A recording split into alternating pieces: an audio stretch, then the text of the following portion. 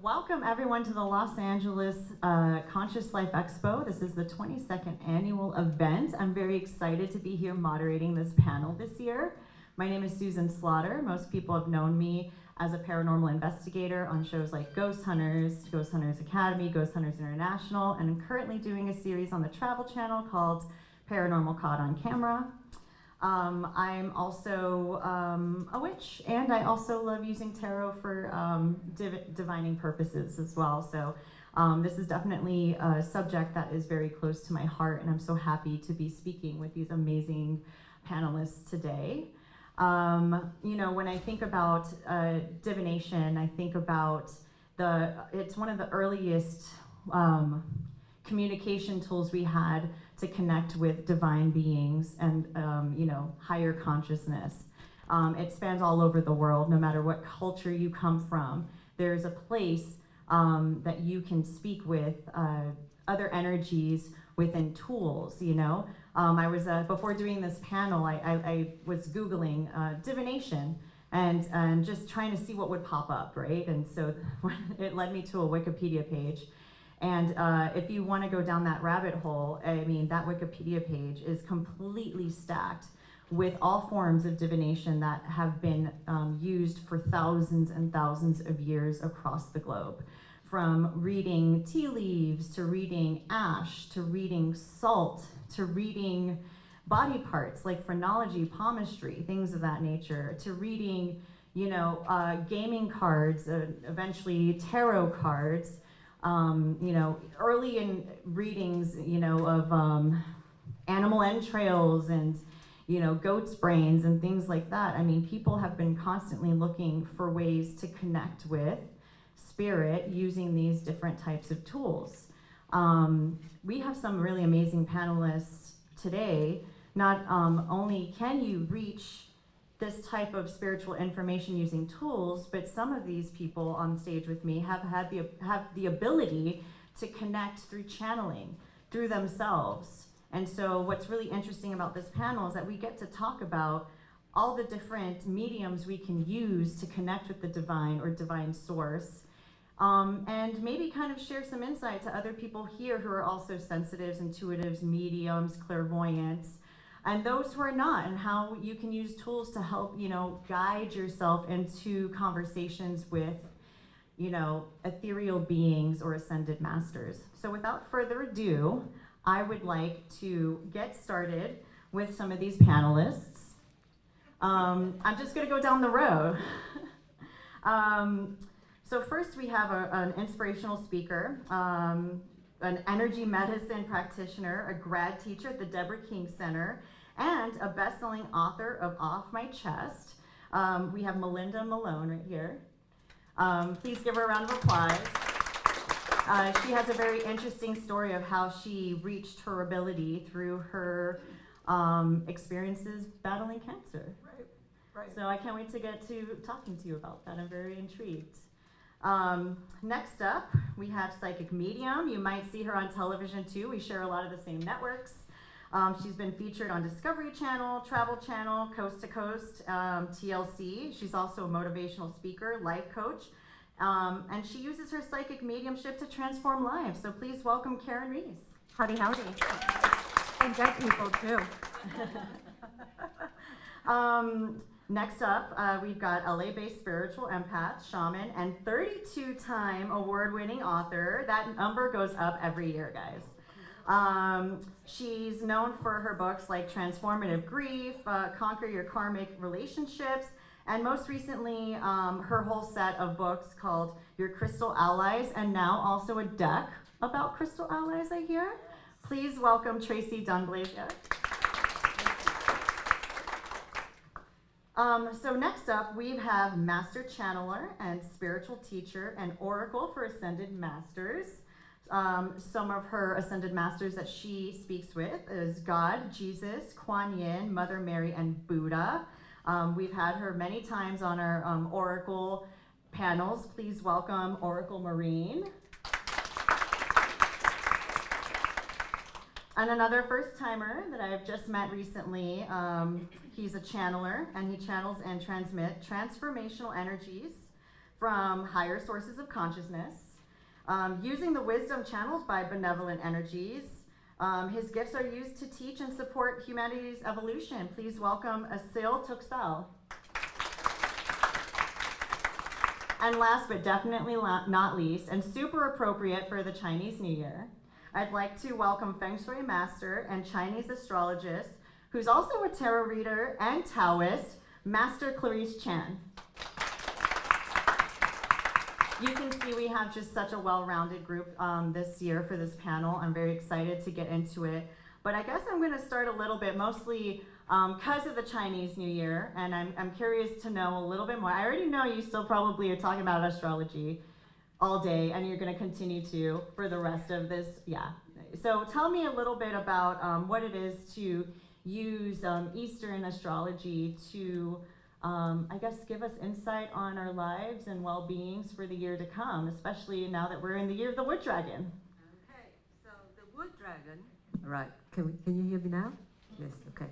We were told that we have to eat the mic. So the year of the dragon actually started on the 4th of February, even though it is, celebrated like as of today. So the year is always represented by two elements. So one of them we know is wood, and the dragon is represented by earth.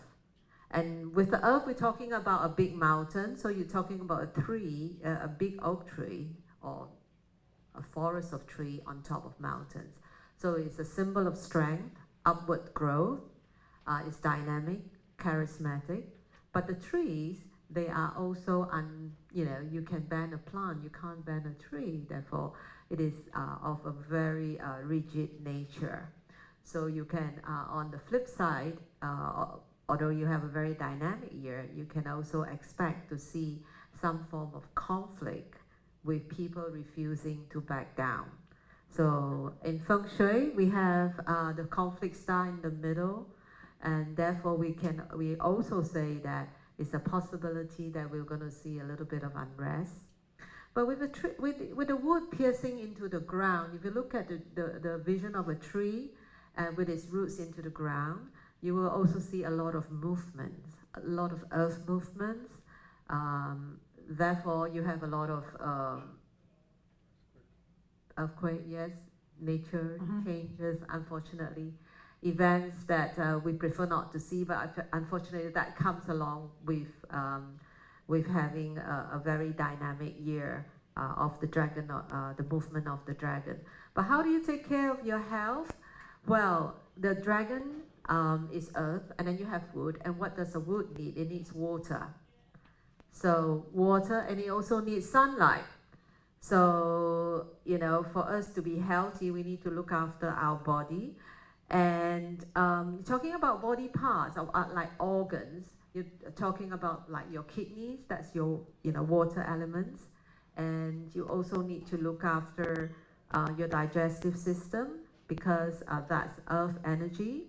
So your stomach, your kidneys, and also your sunlight is and fire is connected. So it's also your blood, system, your respiratory, because the energy is very strong. It only has 2 major energy in the year. So out of 5, there's a bit of an imbalance. Now, what more can I tell you, Susan, about the year? Well, what I'm hearing from you saying is that, it's interesting because when we're talking about divination, I'm thinking about you're using a lot of like these elemental type energies to describe things within the human condition. Right. And do you think that the thing about astrology, especially Eastern astrology or Chinese astrology, do you pull from like the astrological sense of like the stars' orbits, or where we are in orbit to the stars, or is it more of like an elemental type? Well, energy? for Chinese astrology, we use elements. So we use the 5 elements: metal, water, wood, fire, and earth. So you can have a productive cycle, like water feeds the wood, wood feeds fire, and it flows forth. Or you can have a destructive nature, which is like the year of the dragon, because it is the earth being pierced by the wood. Mhm. So but that doesn't always mean that it's bad. Right. It just means that there's going to be a lot of changes. It reminds me of like the Tower card in the deck.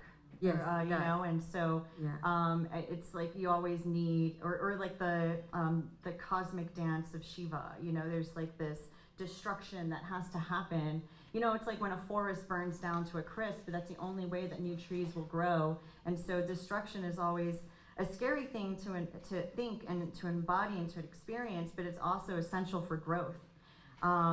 Speaking of different types of channeling abilities, right next to you, you have two channelers. And I mean, I know Oracle Marine, we've talked many times on panels, and she speaks specifically with Ascended Masters. And following her Instagram account, she also brings a lot of really, some deep messages come through. You know, you're constantly keeping an eye on what, you know, Master Chan is saying, a lot of this destructive energy that's going on in this, and you're getting these downloads all the time about the wars that are going on, about political things going on. And one of the things I have to commend you for is that, and a lot of people in spirituality doesn't really want to talk about politics and war and things like that, but you are brave enough to kind of bring it up and to bring through messages for people. How does that come to you? Like, tell me a little bit of that process. First of all, I don't want to do it. So here's a chance for people to see my face and be like, I'm commanded by God to do it, is what it is. Mm-hmm. And when I didn't use my bravery and execute the missions of doing the political missions, the messages also on hell, on Satan, on the dark forces, I was disciplined. So as a true living oracle for God and Jesus, they had to give it to me straight one day when I was failing to execute and perform. That a big part of my job is to deliver their messages always and in this exact format, to the point of every 2 weeks. So if you notice, I don't miss a beat. Mm-hmm. I was disciplined one time and that's all it took. The messages come in, they wake me up with the hard stuff. In the middle of the night, sound asleep, boom, here comes the painful movie visions. Here comes either God announcing himself or Jesus. It's a long process. And I'm forced to have to sit there and endure the painful message of what it is and dreading knowing I have to deliver it. I will often procrastinate knowing people are gonna wanna. Do you have a sense of duty? It's a complete obligation. And Mhm. they showed me the vow I made in heaven when I came down here as an oracle for God and Jesus to execute their messages at, God calls it, the most advanced level. Now as his chief principal oracle, that he's entrusted me with the most advanced messages, which is the war, who's going to hell, the politics, Satan, all of this. They're not my messages, they're not anything of me. When I'm even going, whoa, eventually they give me the enlightenment on why their messages and their perspective is the wise choice. And eventually I will embrace it. I even have a hard time initially, but then they show me multiple reasons why this is the only way that peace and harmony will come to earth. Mm-hmm. They give me the movie visions, they give me the words, everything is what's called clear, loud, and accurate. The next day, when I dread having to do the difficult ones, they come through again. They give me the courage, the bravery, and they literally help me on the keyboard or the notebook. And then they help me push it out along with Kuan Yin, Mary, and Buddha. And it's done. When it's over, what you need to know, when I do finish what's called a mission, the advanced ones, God and Jesus bless me. I get big blessings for the really hard, difficult work. And they'll put blue ribbons on me, they'll put gold stars on me, God's hand will come down and bless me, surround me in his rainbow, and then will show me sometimes the physical form of what the blessing will take, whether it's a healing of health, something that I've wanted to experience on the earth plane, advancement with any of my abilities, more activation all over, more power. So there's a work reward thing. Mm-hmm. So it's nothing that I've signed up for. It was like They reminded me you signed on to do this. Right. And it's literally, and they told me, it's literally, this is a couple years ago, you are commanded every 2 weeks to execute these messages on social media for us. There is no ifs, ands, or buts about it. So that's where it's coming from. It's not from my inspiration. So as much as people want to throw me down for being political, which they have, and then they've unscribed. Good luck with that. You're not throwing me down, you're throwing down God or Jesus, because they're the ones that are giving me those advanced messages. Yeah, and everything that I've seen you channel, you've always come from a very benevolent space. I mean, these are things that, you know, even though when we are going through such political turmoil, I mean, it's, I don't want to say common sense, but it's like the teachings of, you know, Christ consciousness, you know, and who to be, how to live your life in like on the right path of, you know, I mean, the right path is obviously subjective, right? But at the same time, I think like even though like me and Maureen are very different people and how we channel and work with the different types of energies, but I do think that me and Maureen have a lot of the same morals, you know what I mean? So it's like there's a way to live life in a way that you bless everyone with, yeah. Same but different. Right, exactly. Same but different. I wanted, Can I add one more thing too? of course. What they also reinforce on me multiple times is to try to help people understand from these what's called advanced messages.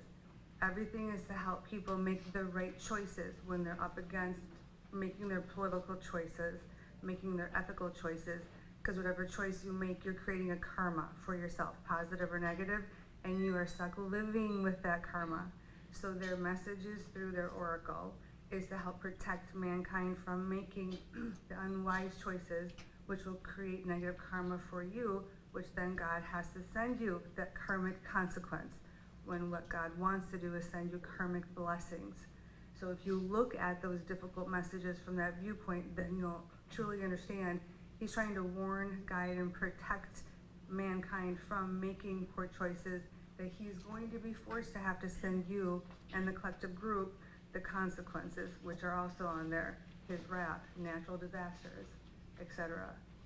I hear you. I wanted to pivot a little bit to somebody I know very little about and hope to kind of gain a little bit more insight on.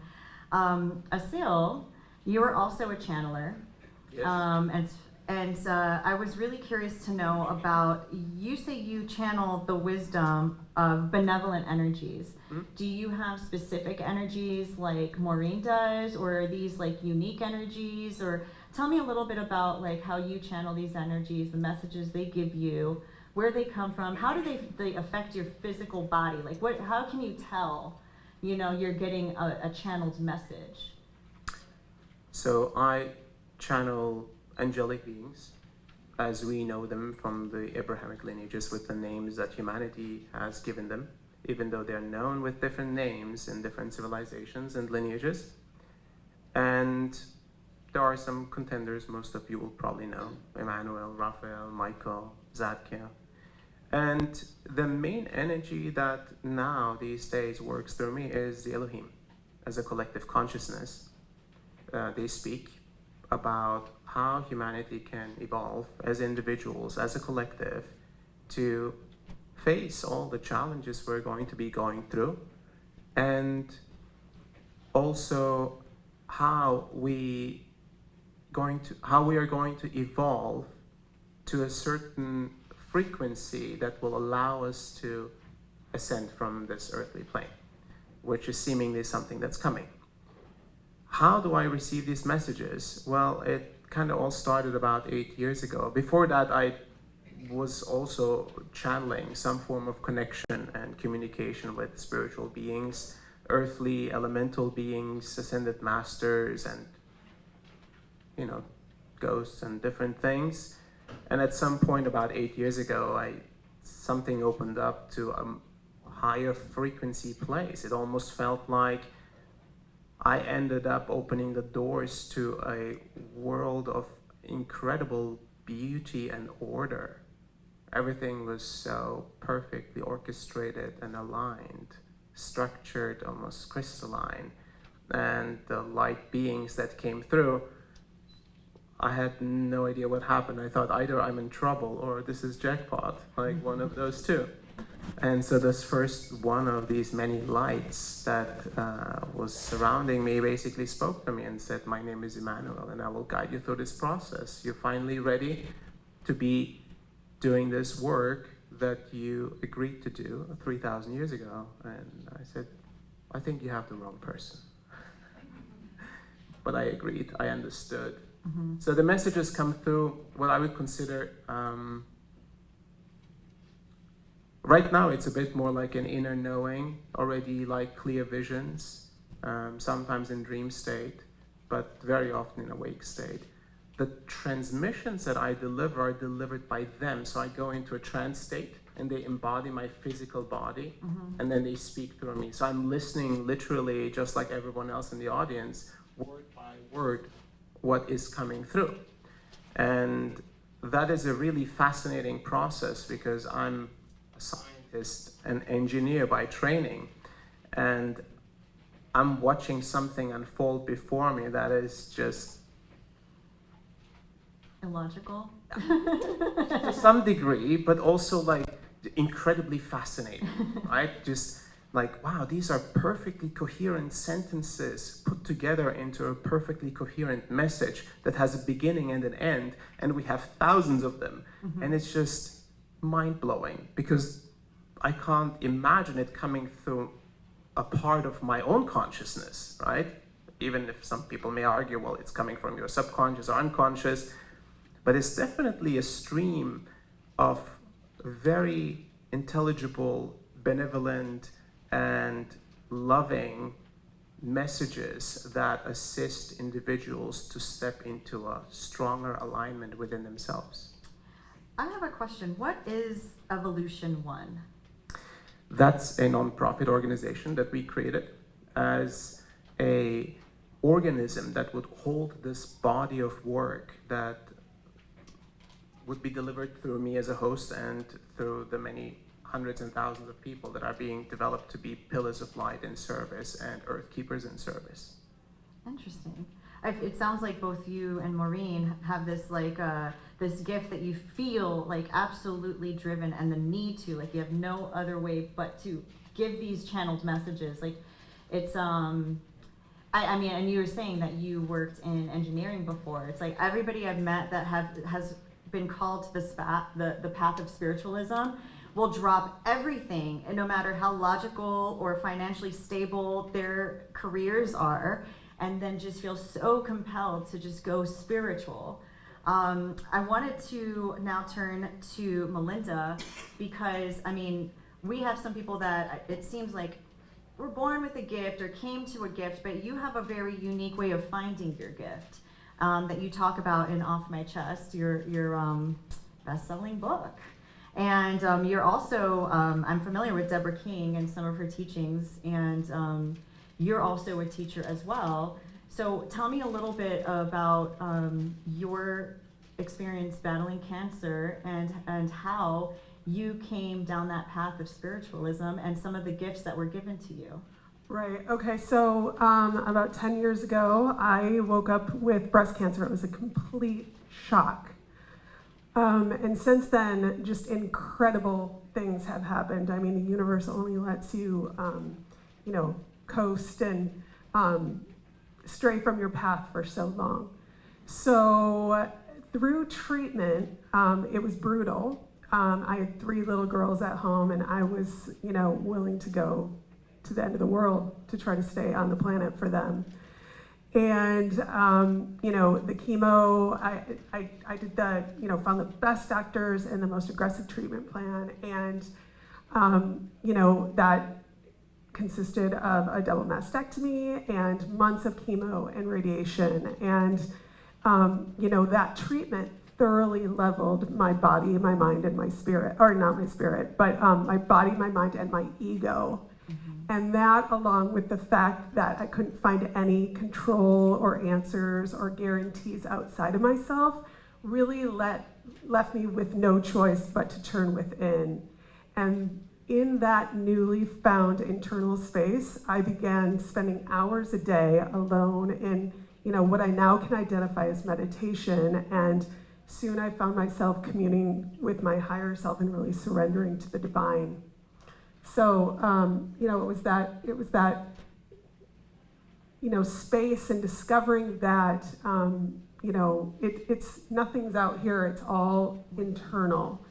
And it's really a miracle, really, to, wake up and, discover that you're so much more than, what you appear on the outside.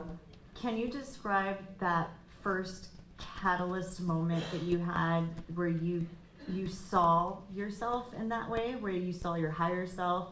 Yeah. Like tell me a little bit about when you had that moment, because it's like, it is like a tower moment, it is Right. like this destruction moment, Right. and just an awe-inspiring moment. Like, how did you access that point, and what did it feel like? What did it look like? How did you know?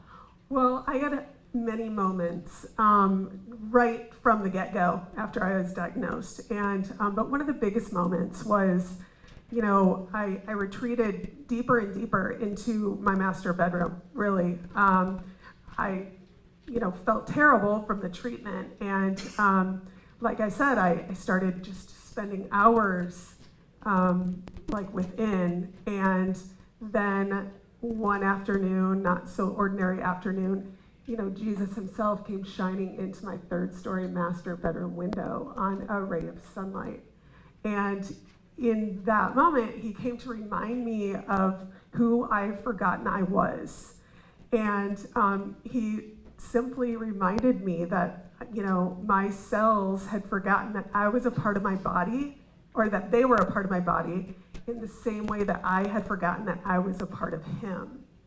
And in that moment, he welcomed me home with open arms as one, and that was the beginning of my new life. That was the moment I knew I was going to be able to continue living in this body, and that sent me, directly on this healing path that led me here to you today, and to Deborah King, who, I had healed physically. I had finished treatment. The cancer was out of my body, but there's a ton of mental, emotional, and spiritual work that needs to go along with the physical healing. You have to get to the root cause, and I really feel like there is only one dis-ease. You're either in alignment or you're not. Mm-hmm. And where that cancer shows up, or heart disease or diabetes shows up, is the key to where the the imbalance, or the no one's broken, but the part of you that is no longer working in unison with your wholeness. So and that directly then is a sign to a healer, or to the individual who is experiencing this disease, of how to kind of get to the root. And that involves the chakras and your energy field, but that's kind of it. Well, I feel like, it makes me think, like, sometimes, like, you have these kind of witch doctors out there. People think, like, if you're somebody that works in spiritualism, you're like hokey, or some, like a snake oil salesman or something like that, right? But do you think there's, like, something involved with, like, people that are reading, I think about, like, I know it's gory, but like when people are like opening up bodies and reading entrails and seeing sicknesses in other animals, do you think that that's a proper way to, like, they're just like animals get sick and humans get sick, and you think that those are proper ways to divine things, or are there better options out there? I think if you're not hurting anyone or anything, it's a fair, as long as you're connected to the light. You need to really use your discernment, and as long as, once again, you're in alignment and connected to the light, the universe is constantly communicating with each and every one of us. So, it's just being able to recognize that, be in the present moment, and open to the messages that we're getting from it. speaking of, I mean, it seems like everybody here, of course, you know, when you have people that have been working with energies and, you know, finding their higher selves every day, they lean away from using tools, you know, like tarot, because they find that the answers lie within themselves, they know how to tap in and, you know, grab hold of the divine energy and channel it through themselves. So when I did, and I find myself here sitting as a, you know, a moderator, I'm like, we're not talking about tarot, we're not talking about runes, we're not talking about any of these things, but so a part of me is like, I want to try to bring those things into the conversation, because I do feel like you do evolve out of using tools. The tools, the physical objects kind of help to define your intuition when you're working with them. And that's kind of how I started too. You know, I had dowsing rods. You know, I was gifted my first set of dowsing rods and tarot deck when I was 13, and that's what. And now I don't lean on them as much. You know, now it's like I could go into a meditative state and I could do trance channeling, and I don't need these physical objects anymore. So, I mean, is there anything that you guys can like relate to in that story? Like, tell me a little bit, Tracy, about that. Well, I wanted to address one thing that you said, using the word appropriate. We like things to be appropriate. We like them to be even and just and all of these things. But Spirit speaks to us in the way that we will listen in the time and the moment that we will allow ourselves to do so. And so anyway, all these different ways of divination that we have. I was born psychic, a channel. I had deep spiritual trauma, so I was having night terrors and channeling information, living with a bunch of adults who had no idea. I was very much into different Christian religions, just to be able to connect to people who understood that sense of community with spiritualism. And one day I was working in New York City at a jazz club, and it was the late set, and it was 4 a.m, and somehow there was where the guy sat to play his horn, there was a stool, and there was a book on it that said Psychic Sciences. It was written in like 1910 or 1920. I was like, hey, do you guys know where this came from? And they're like, nope. And I'm like, does anybody mind if I take it? And they're like, nope. And just reading that, connecting to it, it gives you a new language to speak. We don't need anything, but we can use everything. And so whatever is appropriate is what is laid out for you in the moment. Absolutely using your discernment. For me, I channel, but I speak it through my voice. I think that I need to own, if something's going to come out of my mouth, I need to own it. Mm-hmm. So, you know, I channel information, but it's coming through my filters. And if it's for you, then you will receive it with your filters. And, you know, I like to say I have 100% accuracy. And so far, so good. But if it doesn't feel like if it's 100% right now, just wait. That's my disclaimer.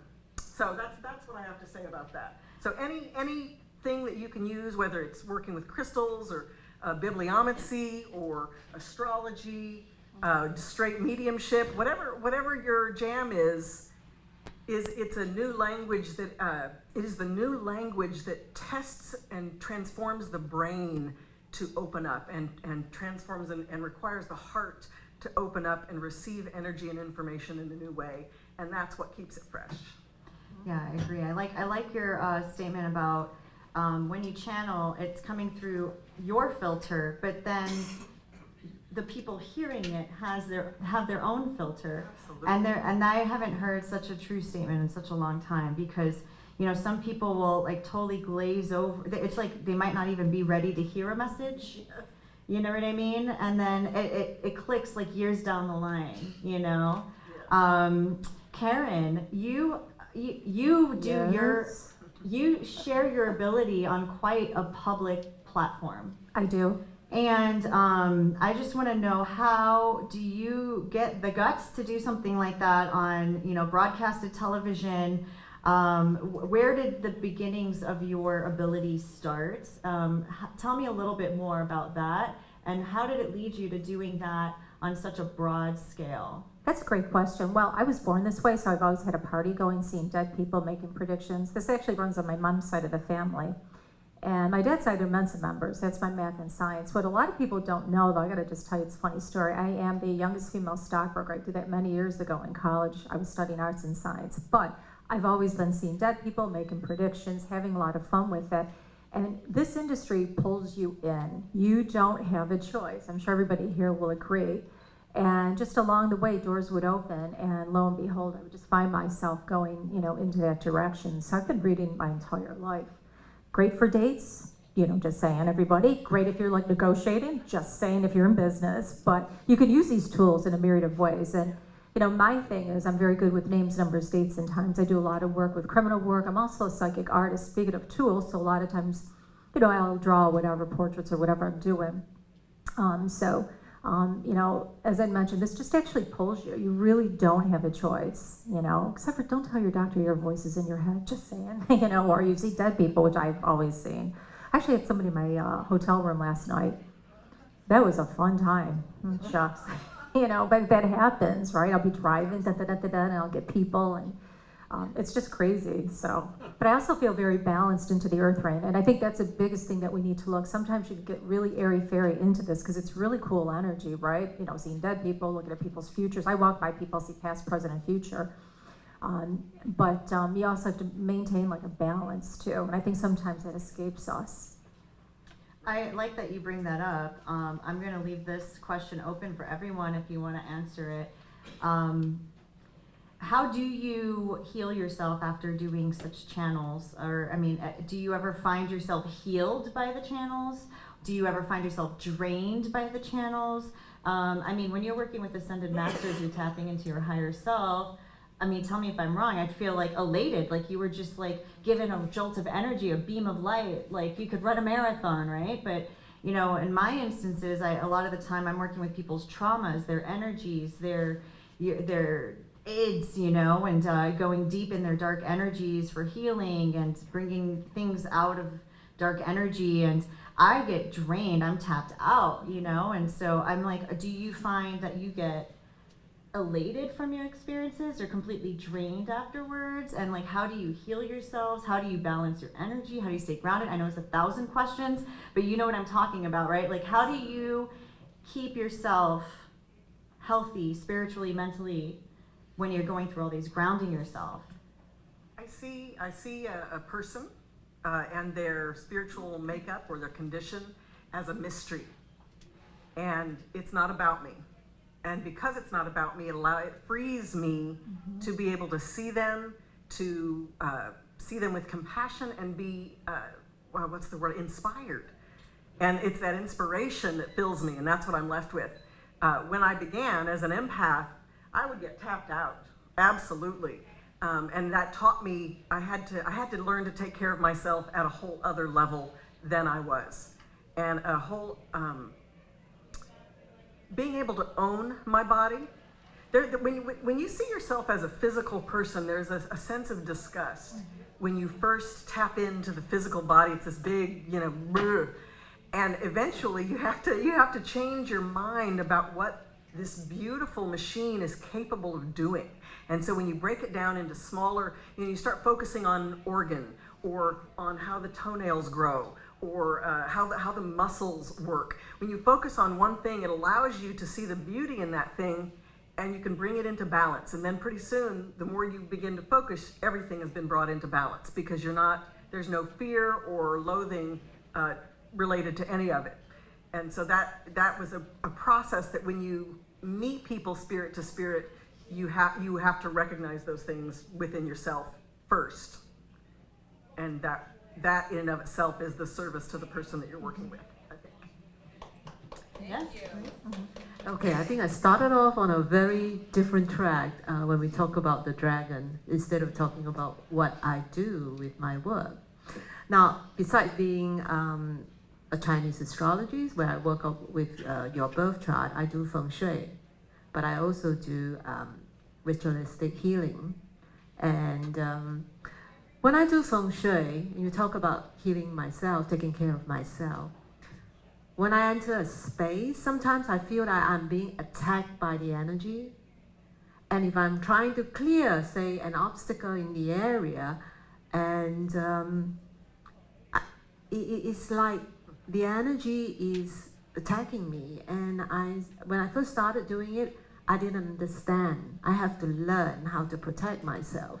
So when I go enter a space now, I tend to speak with the spirit of, I believe there are spirits in the house that guards the house as well, and as there are ones that are there that are angry, but I speak to them. If there's an altar in the house, if someone has a Buddhist altar or a Christian altar, it doesn't really matter. I do a prayer.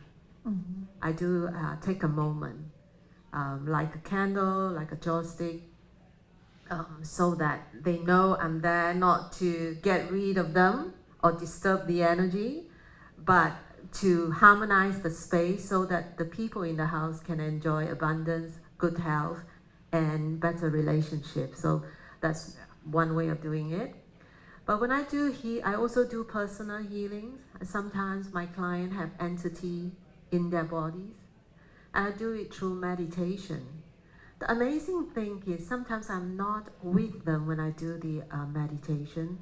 I'm at a distance. Could be in my house doing it, but I feel them, and when I try to remove the entity, now I cannot tell you where my ability come from because it's natural. Then it can be very painful, and sometimes I feel physical pain. And when I feel and when I first started doing it, it was like I could be in pain for like 3 weeks. I'm totally being like, wham, taken out of it, you know. So all I did in those days was I sleep or I pray. But now I have other tools that can help me. I do my own healing, prayers and mantra. Mantra helps me, and that's why in the opening ceremony I do give away the amulets that are with mantras inscribed on them, because I feel that the sound when you chant a mantra, it really transforms the energy around you. And I do that every day before I step out. I do that when I do healing for the house and also healing for the person. And so your mantra heals you. Yes, my mantra heals me. And how do you guys feel channeling your energies? Is that something draining? Do you ever come across people that drain you or energies that drain you? How do you deal with that? I guess there's different levels of work that require a different level of preparation and focus in the moment. So you could be going for a short sprint, or you could be going for a marathon or a triathlon, depending on what's ahead of you. And some of those are like, I go to places of collective trauma, concentration camps, places of genocide, active or past war zones, conflict areas, where there is not just the scar of the actual conflict, but there is spiritual energy still present and portals to hell dimensions open, demons that are still cursing the lands. So there is work to be done, and that requires a lot of preparation, and also consistently aligning and realigning and doing the things that I'm clearly guided to do exactly the way I'm guided to do them, right? And so in the moment, I'm fully present. I don't feel drained or attacked or like never in a place that's above my pay grade. Afterwards, I certainly feel the shift of energy and I feel myself in a very strong place, but I do still need to rest because this is a human body, right? And it just operated at very high frequency with a lot of energy moving through it. And I also noticed that over the years, the higher my frequency is that I can hold on a regular basis, my place of standard frequency is higher. So it's easier to get into higher places. And It's like active training. yes, Yeah, correct. you're Exactly. Like So you there's a gotta get that normalization. muscle work in. and you eventually you set a new baseline for yourself, and it's Exactly. always going to be higher than the one Exactly. before. Yeah, I understand that too. When you go into like a haunted location, because I know you work a lot with like the paranormal and you know, like working with people like channeling loved ones and spirits, or even like picking up ghosts in your hotel room. How do those images of those individuals come to you? How do you get the likenesses? How do you get the messages? How do you see them? Is it like in your mind's eye? How do they come to you? Are you like clairaudience? Like how does that work for you? Sure. So I see dead people. I hear dead people. Sometimes I'll feel whatever's going on. So I always white light myself because we are physical beings, and you want to make sure you take your electrolytes, yada yada yada. But for me, I'll see all of the above. I tell people though, it takes a lot of energy for spirit people to make an appearance, or try to make some sort of communication with you. So sometimes you can seem very clear, like I look at everybody here, you see us. Or other times they're a little blurry, like I need to put my glasses on. So that's how I see them. As far as like negative energies, because I have such a belief in God, where I put my faith, and I always tell people, treat people and animals the way you want to be treated. What a great commandment, right? So I have enough faith that when I've encountered some negative, in fact, I just did a cleansing recently, I have no fear. And it's funny, it's really weird. I don't know if you get this too, but before I go out to engage in some sort of like cleansing, I laugh because I start getting harassed. I know that sounds weird, but I think it's funny because then you know that ahead of time somebody knows that you're coming to do a cleanse, but I'll actually start getting harassed in my dreams. Like the last time I had really major cleansing with a young kid, and took a big, chair, threw it over his head to his grandmother, all this crazy stuff. And that night in my dream, I felt myself pushed. I was out of body and falling, and I'm looking to caverns to my left, to my right, and all of a sudden I said, I surround myself with God's white light. Boom, I was back up on top looking in.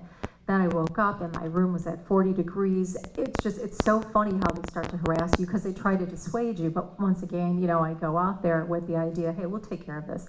Not a problem. Bring it on, so.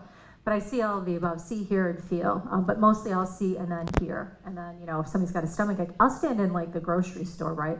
And if somebody's got like a neck ache, I'll start to pick it up. When I do phone readings, same thing. I'll be like, oh, you got a knee ache or whatever. So, it's a transference of energy. It's a frequency from that. Melinda, do you feel other people's ailments? Yes, and one thing I wanted to add to your last question is one thing about one of the benefits of being an energy healer is the energy that comes through you for the client, you benefit from too. It's like the perfect example of you give or you get what you give. So it's, and then what was the other? Do you ever feel the ailments in others? I do. Yeah, like it. Much like in the grocery store, if, is this mine? Is this theirs? You know what I mean? I'm like picking up stuff and like, ooh, yeah, like suddenly I feel like I'm gonna throw up, or you know what I mean? Like, and it's, it's just the training really to identify, oh, actually this is the person 3 rows back, or. Can I Yes. tell you this quick story? In New Orleans, there's I can't think of the name of the place. It is it's now a hotel, but it was this really beat down old mansion, and where it was a convent originally, and where many of the children and the nuns there had all died of yellow fever. And we pulled up, and all of a sudden I started getting all of these symptoms. I mean, I was woozy and nauseous, and I could feel the fever. And so I'm with a friend of mine, and I'm like listing off these symptoms, and she puts them all into the Google, and it came up yellow fever, and I'm like, oh my God, that's exactly it. And the minute we got the answer, it was like, okay, boop, they all just went away, like mission accomplished, right? And that was the. We had, every time I go to different places, this was in New Orleans, and we would go to do healings on places that had been left behind. So Spirit always guides me to wherever we were going, and we went to this particular place, and there was 50 children and several nuns, and one of them channeled through, she was the one that brought us there, to tell us her story, to tell us what happened, and so that they could all be released from there. And now it's a really high-priced hotel that you can go visit. So it's in the Frenchman, Frenchman Street? not the French Quarter. Frenchman Street? Frenchman, yes. Yeah. Yes. Yeah, New Orleans has a lot of energy there. I attribute buildings to haunts for the whole reason that places can trap energy and become just as sick as a human body. And I'm also empathic, so going into places, I will start getting all these ailments too, and it's tough. You know, I would even encounter energies and experience really traumatic events that I've never experienced in my personal life. And then all of a sudden I have that experience of like a rape or something, if I come across an energy, you know, and it's like such an awful experience, and all of a sudden it's my experience, and that's very traumatic to, you know, deal with. And also taking on energies of anger and resentment and addiction, and those things become part of you, because like I walk around like what I like to say, like a sea anemone, you know, and they have these like little like tentacles that come out and kind of touch everything in the field, you know. And although I love that about myself, it's a blessing and a curse, and it's how I do all of my work, but I do take on a lot of that type of energy as well. So if you wanted to teach, there's probably people that come to this panel and they're thinking, I want to become a channeler. I want to work on being a better empath, or I want to be more clairvoyant. I want to feel energies. Like, what are some practices that you would recommend to beginners, you know, to be, to harness the types of abilities that you guys have on this stage? Well, so trauma's your friend, because it's the one thing that you can feel. And so when you go places where traumas have happened, whether it's individual, collective, you're going to feel it. And I find that spirits are they're not yet rested because they have a story to tell. And so if you imagine that story as if, you know, you say, well, what is your story? And let those thoughts, ideas, or pictures come. Write down just a key word, close your eyes and automatic write, but allowing yourself to accept that, to accept that it's true. That's what it is accepting that it's true. That's the biggest, any kind of live in this, it's not necessarily on a broad scale support psychic and telepathic communication, but yet that is what we do. Everything in our world, computers, AI is our brain. That's what we do. We naturally take in all this information and assimilate it and then spit it out, if we weren't trying to control or manage every minute of the day what we're seeing or expressing. So just give yourself permission to go someplace, sit quiet, and automatic write the story. See what comes up, put it away, and 2 or 3 days later, when you're in a completely different setting, go back and read it. You will be stunned. Mm-hmm. And the other thing I would say is there are no such things as coincidence, right? So case in point, this a couple years ago, I kept getting Oxbow. I have a friend that lived on Oxbow Lane in Lewiston, New York. I had an uncle that lived on Oxbow Road in Lexington. I had a client that came in, I kept getting Bo. Well, guess what? The Kentucky Derby had Oxbow, the horse that won, So I was like, woohoo. Put $100 on that one. But anyways, I've done that before. Pyramids, I could go on and on. But you want to look at that. The other thing, a lot of people don't even realize you're being communicated to from the other side. So maybe you're chopping celery in your kitchen, something I wouldn't do. But anyways, you're the cook. Yeah, I'm not the cook. Yeah, we already had that conversation. But out of the blue, you start to think of, like, say, your gram or maybe a friend that passed away. You think that those are your thoughts. There's a good chance that person is communicating with you. It's a breakup of energy. Like, all of a sudden, your thoughts in one place, and you get this thought. You're thinking of gram out of the blue. And you have a different emotional feeling. Pay attention to that. That's your gram telepathically communicating with you. And just talk. And you'll start to notice, that gram will start to come in more. Maybe even ask for a sign.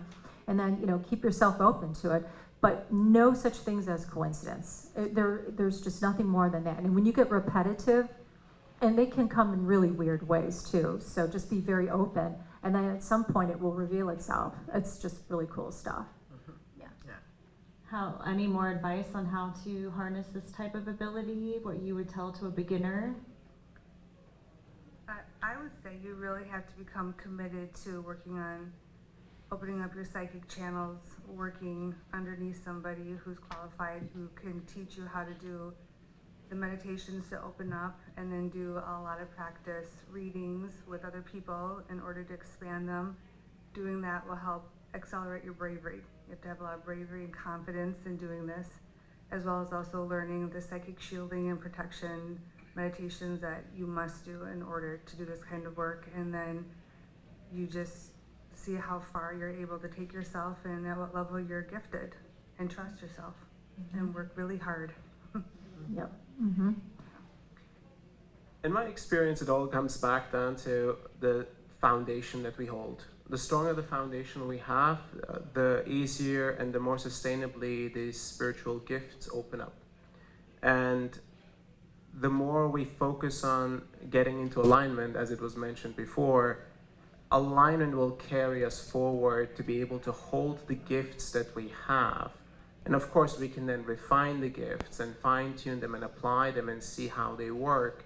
But the alignment and the foundation we hold is the stronghold. It's like if we reach for just going for the gift without having that foundation, it can get quite murky fast. Mm-hmm. So there's a discipline involved, you know, it's like kind of, do you believe that diet changes your channeling ability, like, or? 100%. So I think in my experience in the beginning, it was with discipline. Over time, it became so ingrained in my being that I make those choices more naturally rather than it being an enforced thing of myself. Does that make sense? Yeah. So it becomes embodied or embedded in my being. Mm-hmm. Yeah, I find that when you really start to like transcend a certain energy point, there's certain things that your body will start to reject. Like coming out here, I know for a fact, like, there's no way I'm gonna be sitting at the bar after this and having like an old fashioned, you know, this weekend. And when I have to do a seance tomorrow, it's just gonna totally throw all my energy off. And literally knowing that I have things that I have to do, my body starts to reject things, and I'm just like, you know, like throw it off by like certain types of foods and things like that. And I do find that if I'm a little bit more disciplined with the things that go in my body, I could definitely help channel my energy at a higher frequency. I also, you know, like there are times when I need to ground myself so bad after it that like I just want to steak, you know, like, and heavy things, like I feel my body reacting to the types of energies that I, you know, I'm dealing with. So like if I'm going on one end of the spectrum with energy, I'm like light greens and very like healthy vegetarian vegan diet, and then all of a sudden that work's done and I'm just like meat, potatoes, butter. Like, you know, it's just like a way to bring me back in. It's bizarre. Like I'm all over the place when it comes to doing spirit work, and I find that it affects my diet. So I wanted to take the last hour, it's 4:00, to open up to the floor, to those of you that have questions for any of the panelists here. If there's anything that's been itching at your curiosity, raise your hand, I'll call on you. We got one over there, gentlemen. We've got a microphone, but we'd like to get it on picture. I have supersonic hearing. I could also relay the question. Well, sorry, I should have told you guys I was going to do this, so we had the mic ready. But you could tell me what your question is, and I'll relay it. I'll just speak really loud so you. Can everyone hear me okay? Yeah. Right. So my question is about discernment. I feel like in my experience, it's sort of like a lot of messages come in, sort of like text messages, but no number. And so I think there's a constant, all this verbal information that are words, but it's extremely rare that I feel extremely confident that I can say this is this person, this is me, this is someone else. You know, those kinds of things I think are unclear. Right. So I'm curious about your experiences with discernment and what gives you a certain sense of conviction of the accuracy, and what other kinds of senses would come in to give that additional clarification of this is a message from such and such. And to kind of Yeah, it's like, is this an outside channeled message, or is this coming from my brainchild? Is, you know, like you're trying to figure out, like, is this something you're coming up with, or is this like some sort of channeled message? So the discernment is an issue. Like, is there any way we can separate the two or bring the two together? Go ahead, you first. It's a conversation. So you're having a conversation, the information's coming through, and you're saying, well, who is this for? What does this mean? What does this mean to me? Because every time you get a message for other people, but there's always a meaning or a connection for you as well. And so once you can recognize your own connection, then you can be free to let it mean whatever it means to the person to whom it's for. Or there's something I called holding somebody's secret, which is maybe you get a message, but maybe nobody needs to know. That message comes through and you're holding it for them so that when they're ready, they'll come to you or they will receive it from some other place in their world, but you're holding it in this realm for them when they're ready for it. And to that, I would say you can always distinguish the difference between, are you in an emotional state when you receive that message? Because if there's a non-emotional attachment, then you know you're receiving a message. Now, really good point that Stace mentioned, and I was going to bring this up. The last thing you want to do, though, is sometimes bring up a message to a stranger or somebody that you're not convinced that would be welcoming, because you could be opening up your door to, you know, problems. People are all whacked out today, so you don't know how they're going to respond. Dead end alive, by the way. They don't Look at change the it either wackos the on other stage side. right now. Right. You know. Exactly. So that's one way to really understand it. What I would do, I would probably journal that information. The other thing, if you get a message and you feel like you need to give it to somebody that's important to you, and you're not sure how open they are to this type of thing, then you can always just say, you know, I have this funny dream, or I have this feeling, that intuitive feeling. We all get pit in our stomach. People can relate to that. But to really understand the difference, just pay attention. How do you feel? Was it a change of, you know, emotional state from where you were previously? Is it sort of benign, like no feeling, but it's something that you're picking up on, and that'll give you a greater sense of, you know, is it real or is it just my imagination? Usually, it's not your imagination, by the way. Yeah. You know, believe in yourself. Does anybody have an answer to that over here? I'll add to that. What I would recommend is being pretty cautious. Use as much of your abilities that you have activated and get more validation of who you suspect it could be. Your spirit guide, your angel, a deceased relative or friend. Don't just go with it, because remember, we have, as much as we have heaven around us, we also have the lower realms around us, which are the ghosts, the demons, other negative entities. You don't want to get tricked, and unfortunately they do trick us. So you want to wait until you are activated at what Kuan Yin calls a usable degree, which means your third eye, your clairaudience, your claircognizance primarily are open enough where you really are seeing and hearing the entity, the spirit, at some degree, so that you are confident it is your father, your guide, an angel. So don't just grab and go for it and assume it's really something that you were hoping for. So that would be my advice. I do have something to say to that. I definitely believe that all of us share a cosmic consciousness of one. And so when you are thinking about, is this my thought or something else's thought, I think down the long run, through the fact that we are all connected on such a grand scale, that thought, whether it came from a divine source or not, you are also part of that divine source. And so when you have these inklings, as I like to call them, you know, whether or not you believe it came from another source or from your own mind, don't forget that your mind, everything about your energy is from that source. And then, you know, if you want to relay a message, I am more of like a secret keeper, total opposite of like I won't necessarily, if I get information on somebody or something, I hold that to me. And I use action to like help in that scenario. Like, let's say if I'm getting like channeled, like my friend is going through a really bad time. She just went through a breakup. She's struggling with addiction. She's taking a pill to wake up. She's taking a pill to go to sleep. You know what I mean? Like, I'll go there and like kind of help her, even though I'm getting these downloads.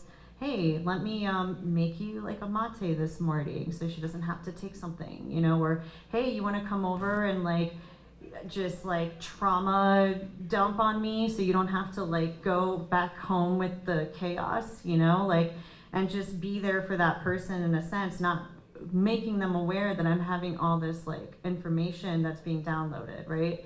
So there's ways that you can help others by not being like, hey, I got this, because it's also invasive, especially if you're right, you know? So you have to like be like, some people don't want to share those private informations of like dealing with or struggling with anything in their life. So how can you be a channeler of that information through action and not necessarily through the message out of your mouth? Is there any other question? I have a microphone now. Anybody want to ask any of the panelists questions on divination? Anybody here want to share something? Like, is there any psychic empaths here? I highly doubt that. We're at the Conscious Life Expo. Like, I feel like everybody here has got something. We have just this gentleman. Not a story. Okay, we got a mic for you. Come in.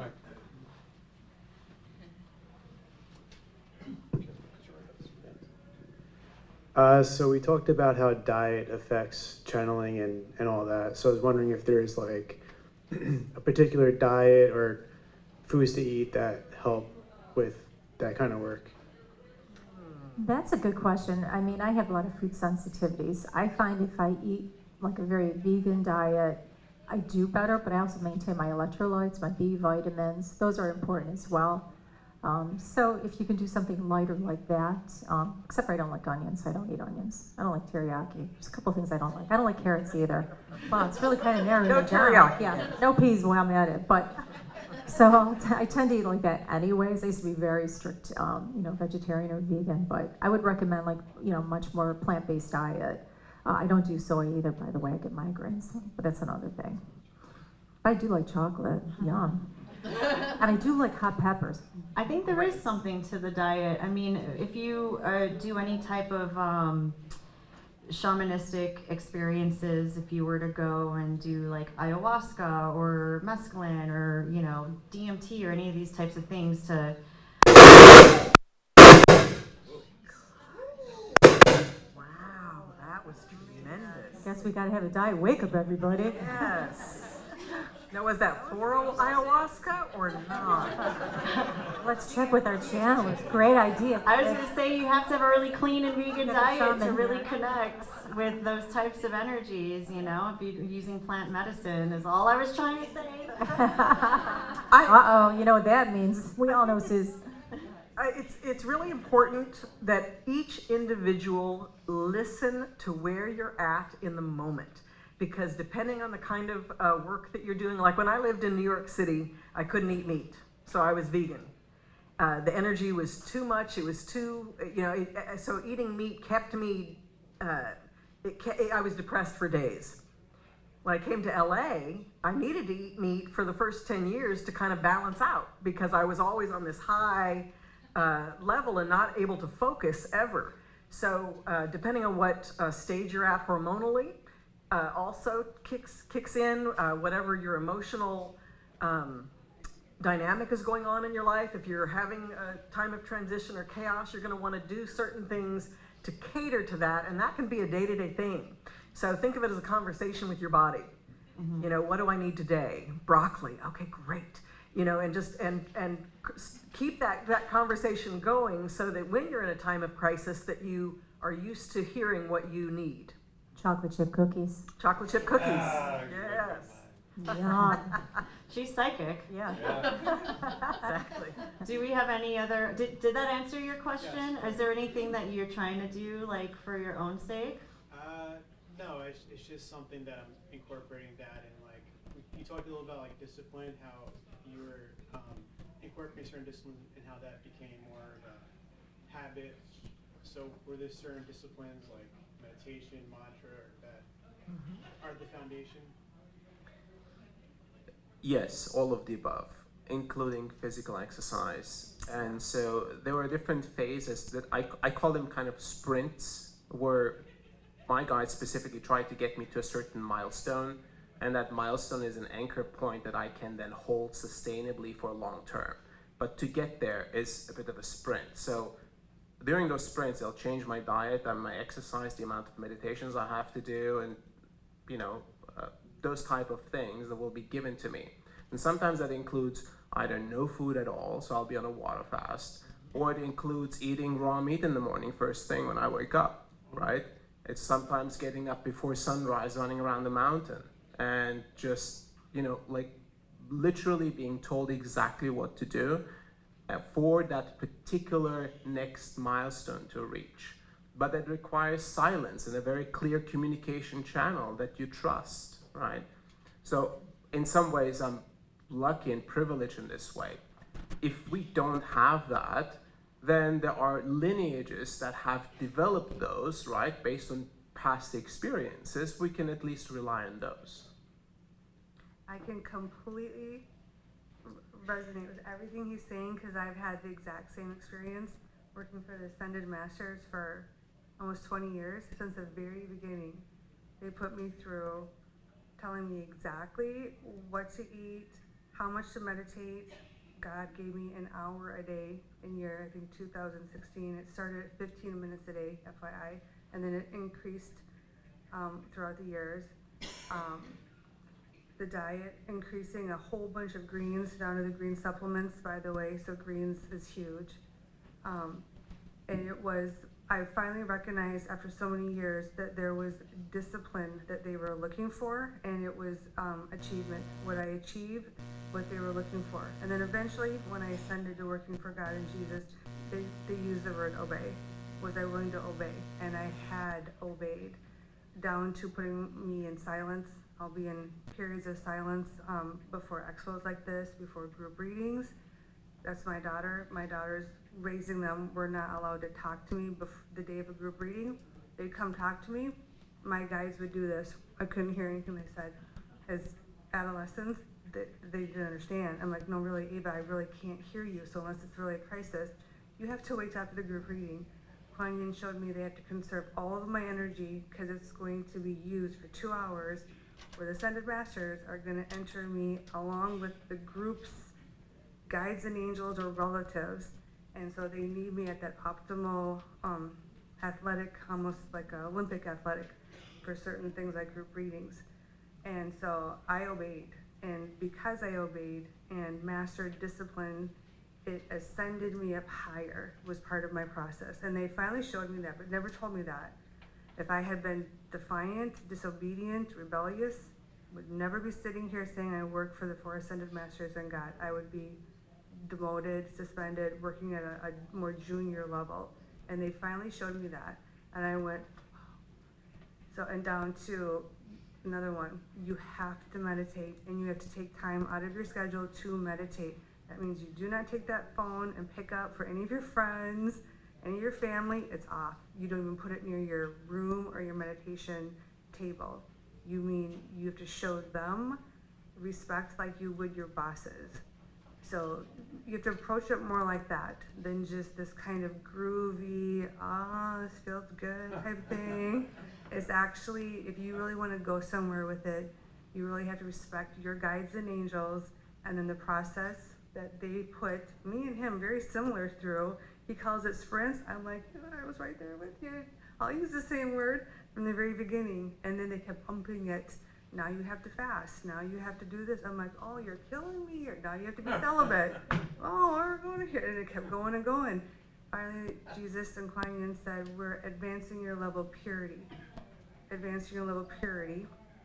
With all of this, they were allowed to increase my frequency higher, which then allowed them to expand my psychic channels even wider and higher. And that was when God started giving me higher activations with everything. All of the psychic channels, the healing power, the power of protection to drive the demons out. I had to complete a whole bunch of tests and initiations. So when you start to get it from your guides and angels, when you want to go on this path, my advice is really to listen, and I'm going to say the word, obey what they're putting you through and trust them. They are training you like an athlete to get you to that level where you can work for them is what it is. Okay. Thank you. Yes, That's all channels, by the way. Good job, everyone. Thank you for doing this. we have a mic coming right now. Sorry. Just so that everyone can hear your question in the back. No worries. It's actually for the recording. Is it working? Hold out.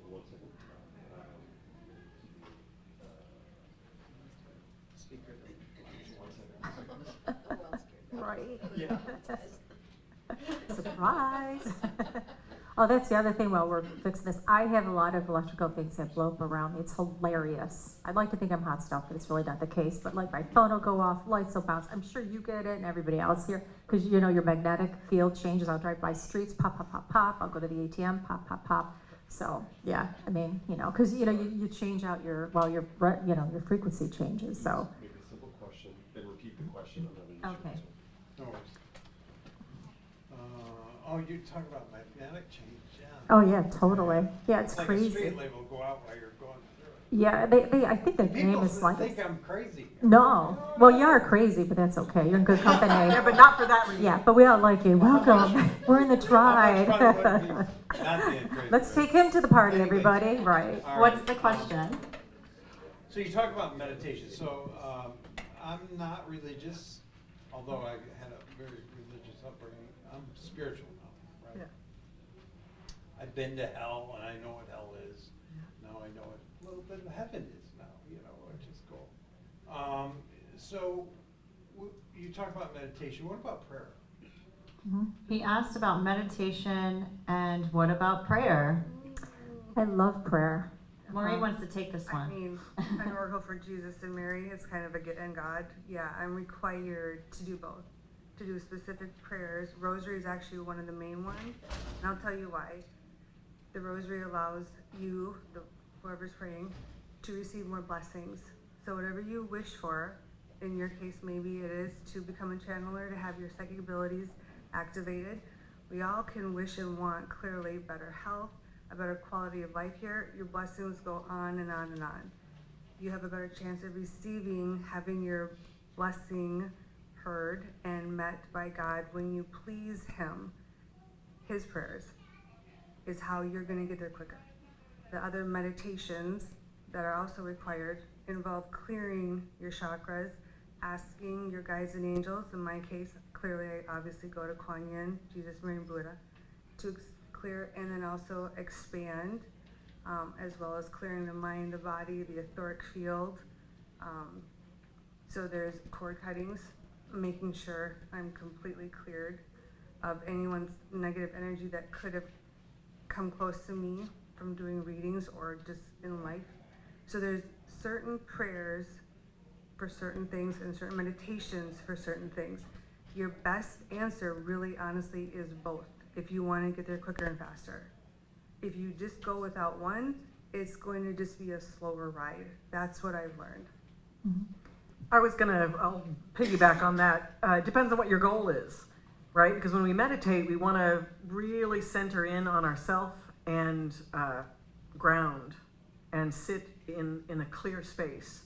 And when you use prayer, or for me, I see it as a conversation, and it's a mindfulness. It's an awareness that I sometimes speak out loud to myself, being clear on what I want, and channeling that allows me to, like, I can hear what it is that I want because I'm allowing myself to say, okay, all is well. Things are as they should be. As I start to speak or affirm, then what I want becomes clear to me.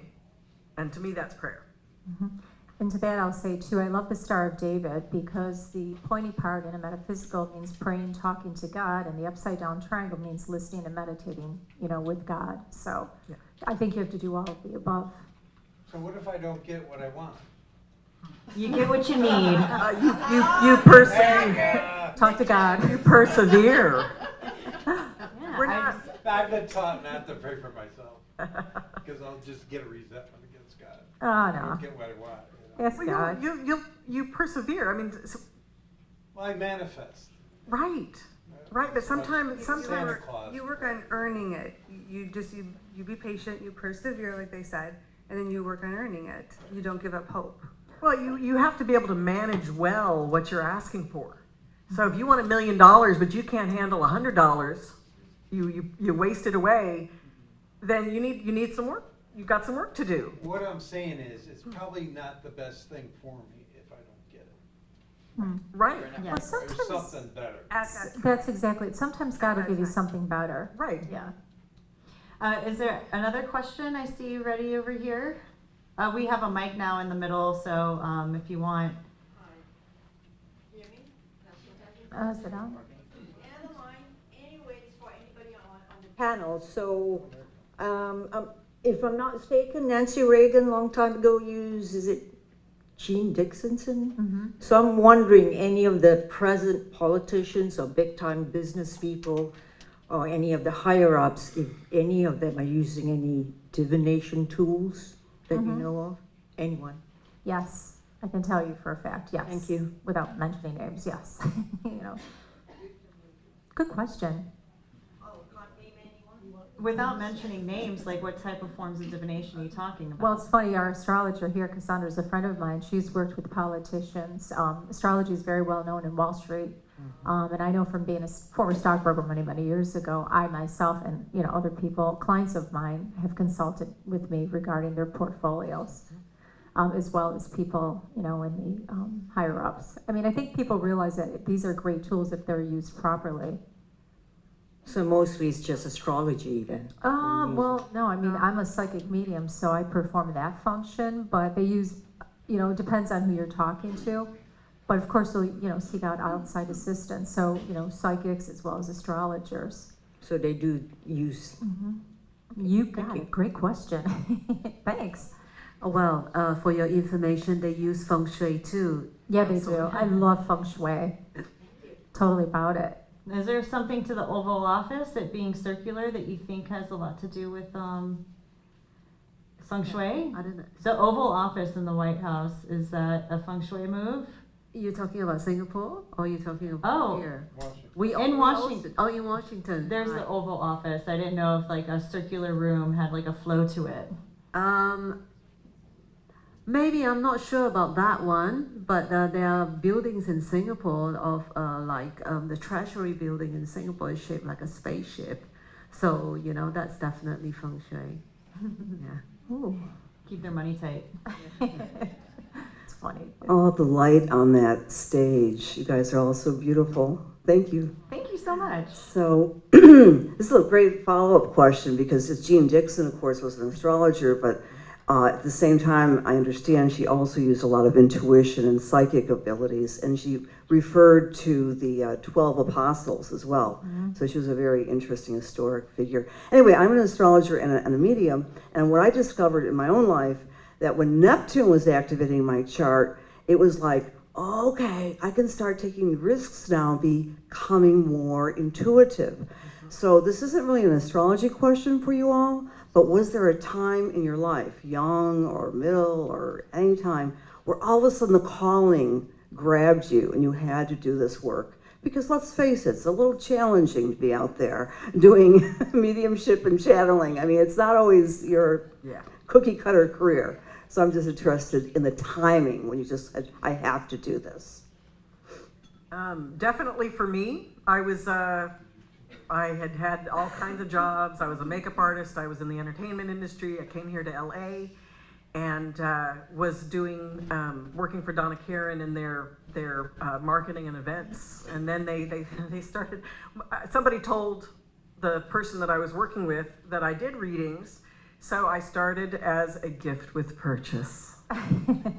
And then they had these events, and people would line up out the door, and I was like, oh, there's something to this. And it was the first time I had hid this part of myself from my family. I had maybe one or two core people that I had known over time who knew how I was. That's how I thought of it. We have mental illness in my family, so it was something that we kept quiet. We didn't talk about it.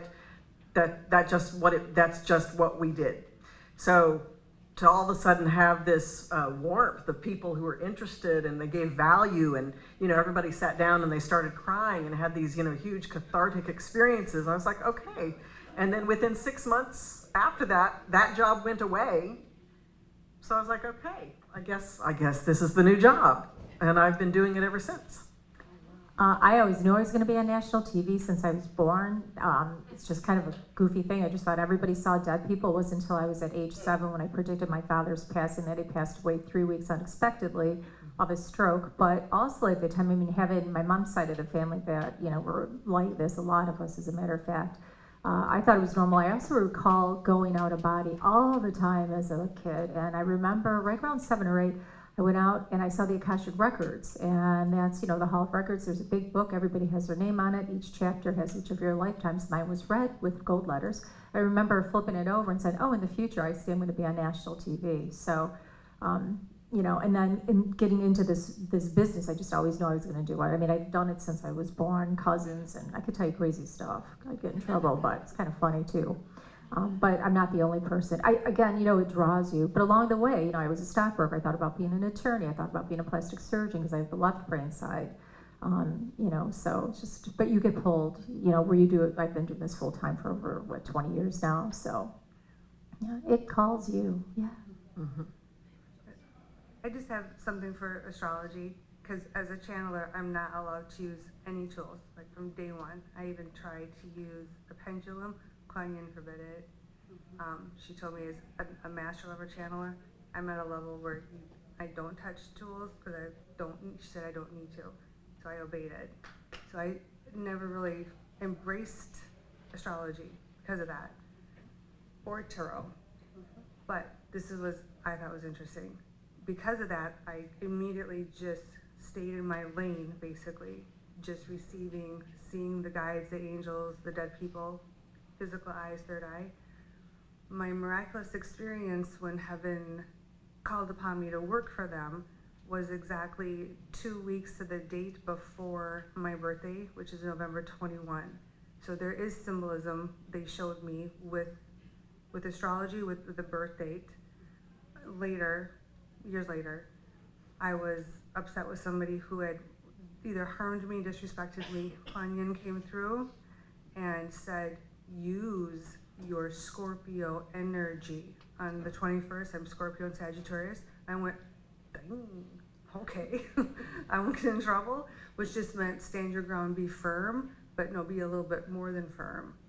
My other daughter is a Taurus. At one point, it was like, can't get through to her.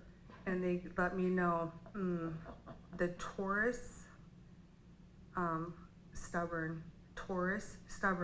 They were validating aspects of astrology because they know I can't touch it, I can't study it. I am like, even if I try, they literally would take my concentration and take it away. So there is truth to astrology and wisdom there. I'm limited in never being able to really teach it, but they've taught me to teach my students, if you're drawn to it, just find a qualified teacher. Same thing with tarot.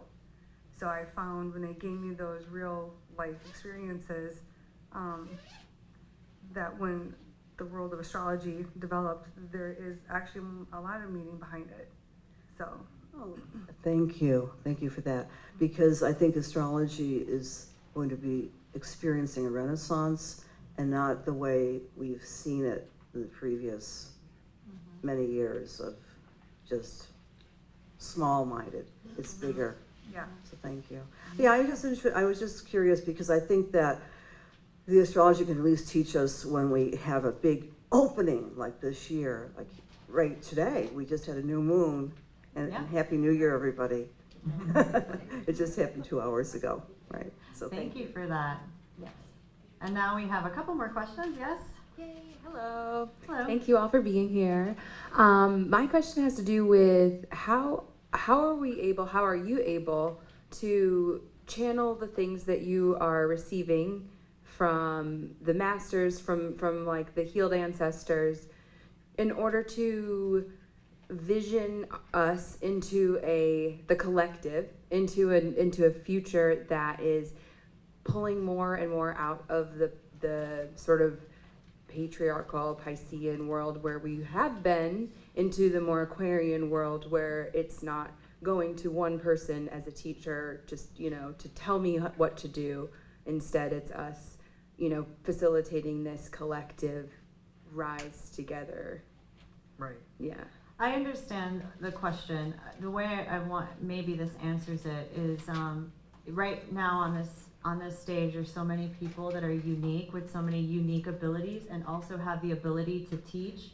And the reason why we have events like Conscious Life Expo is to show everybody all the different teachers that are out there, and to also become your own teacher and then spread the word that way. I mean, there's 8 billion people on this planet. Having one teacher just doesn't do anything for us, you know, and we're so vast in our abilities as intuitives, as psychics, as empaths. And you know, Maureen saying that she doesn't use tools. I definitely use tools, you know, and it's kind of those things where it's like, okay, well, find a teacher that resonates with you, because at the end of the day, we're all, you know, trying to expand that consciousness, you know, and if we learn something from it and that the teachers teach for it, then we're just expanding this spiritual knowledge. I think that is going to cause this domino effect of awareness, of awakening, in a way that it's going to trickle into the masses. And so just having one teacher, we listen to one teacher is a dictator. Okay, so when you have multiple teachers, then you'll be able to like infiltrate the masses in unique ways that resonates not with just one person, but with other people. And the more information that we share, the more that we have panels like this, I grab a little bit of information from all these other people too around me, and I'm like, I like that, I'm going to incorporate that into my magic, or I like that, I'm going to incorporate that into my practice. And then when you start doing that and you start realizing, oh, we're more like each other than unlike each other, and then there's less enemies, and then there's less friction, and then there's like an awareness that will, I think, eventually like crumble this dynamic that was built over thousands of years. I have a quick little thing to say about that. I hope it's quick and little, but we on the planet right now, everybody's experiencing an upgrade, and that upgrade is individual. Every individual is having some sort of transformation or awakening or expansion that's happening, and so if you allow yourself to just focus on what I like, you use the term "stay in your lane." You know, whatever your lane is, you know. Channel, take the information, don't worry about what everybody else is doing, receive what you're doing and master that. Then once you can do that, then you there's a lot of conflict. Some people their upgrade is a big old conflict. It's a big old ugly blister that right, and that's truth. And so right now there's so many things on multiple levels happening all at the same time, so as to not get overwhelmed by all of it that's going on. When you allow your communication, stay focused on your upgrade and continue doing the work, that's going to help you find your tribe that you can connect with, and then what you're talking happens. Right? But there's a way that we get there, and everybody needs to start where they are and not think they need to be somewhere they're not. Good job, Elaine. Like, so you're like, so not to solve the like, because I feel like there's just these, like, you just have these huge visions and possibilities for the world of all of us just getting along. Absolutely. That's what we all want. But you getting along, yeah, and every time you're out there and you see a conflict and you choose love, Yep. That's what you can do. That's what you are empowered to do right now, and you can master yourself to do that. And that, just living in that awareness, gives others permission. And you become the teacher when you embody the lesson. Yeah.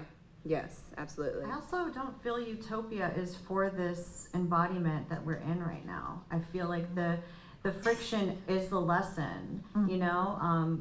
The whole idea is to become the best version of yourself in this dimensional space, and then you become an ascended master. Utopia is not on this plane. It's something you aspire to have and evolve to on a spiritual level, that when this body sheds itself, you eventually reach that, if that makes sense. I will always strive for utopia in this plane. Thank you. And Karen, hey, I saw you last year. You helped me out a lot, so thank you. Oh, cool. Oh, yes. Yes. I was looking, tired with all the lights. Yes, you're well, you know, your aura looks fantastic. Yes. Thank you. Fashionista aura. Aura. You said that last year, thank you. I'll hug you later. Hi, welcome. Hi. So One of my questions and curiosities has been sometimes around the TV shows where they are ghost hunting. And I've always, because I do this work as well, I do a lot of spirit release work for people, and so there's kind of a two-part question here. One of the questions that I have is, and the frustrations is, I'll see these shows, and it's like, yep, there's a ghost here. Yep, there's phenomena.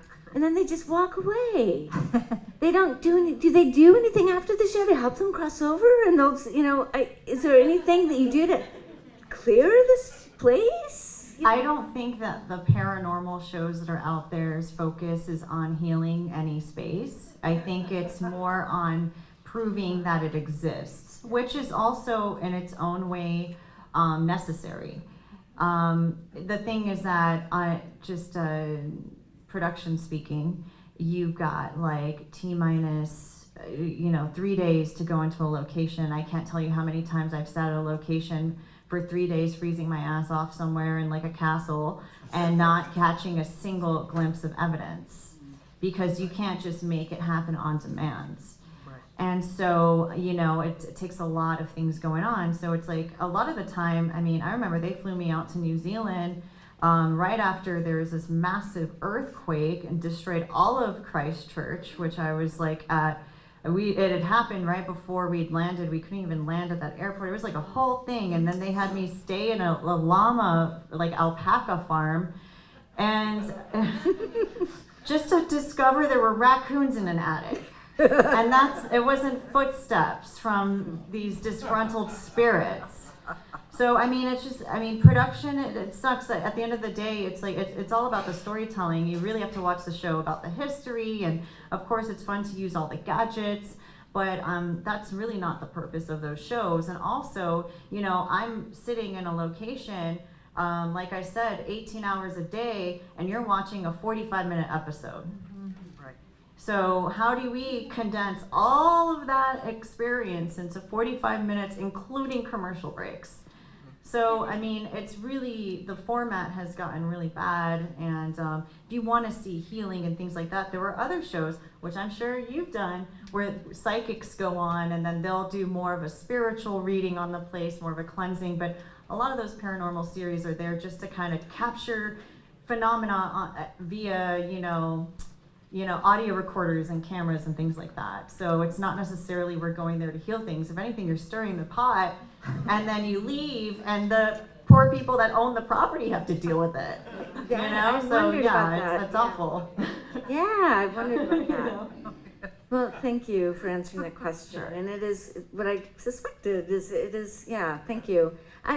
If can I ask it part two really fast? But and maybe this is, but I'm really curious about any of your perspectives on thought forms as opposed to sentient spirits. Like human spirits, and then thought forms that are sentient, that present as humans. And if you encounter this, like, how do you have a tell sign to clear, and what do you do with them? Okay, so these thought forms you talk about, they're called egregores. Yes. And an egregore, essentially, it's just this type. I notice egregores happen around mass hysteria moments when all these people react to something, whether they're angry or scared, and then there's kind of this energetic schism within the body that just pushes all this stuff out, Even psychologists have noted that people that go through trauma, they'll literally forget their traumas, or like it's almost like they purge that whole experience out of their body, because that's the only way they don't get like so tarnished by the experience.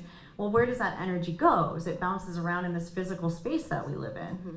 So when you have enough people dealing with addictions, traumas, I even noticed people dealing with, on a certain like, I guess spectrum of autism, especially you'll start noticing these egregores start to manifest because all this stressful energy pushes out into the ether, the realm that we live in.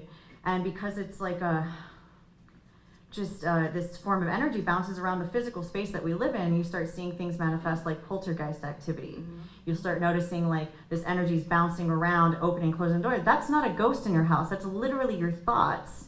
just and your trauma and all of these things being pushed out of your psyche into the world, and it does affect things. You know, I think people that are really empathetic, they bump into these energies, and it's really traumatic for us to be walking around with that. Like, you can go into a home, somebody that's dealing severely with like alcohol addiction, that addiction gets caught in the space, you know, and then you start seeing like shadow people and things like that.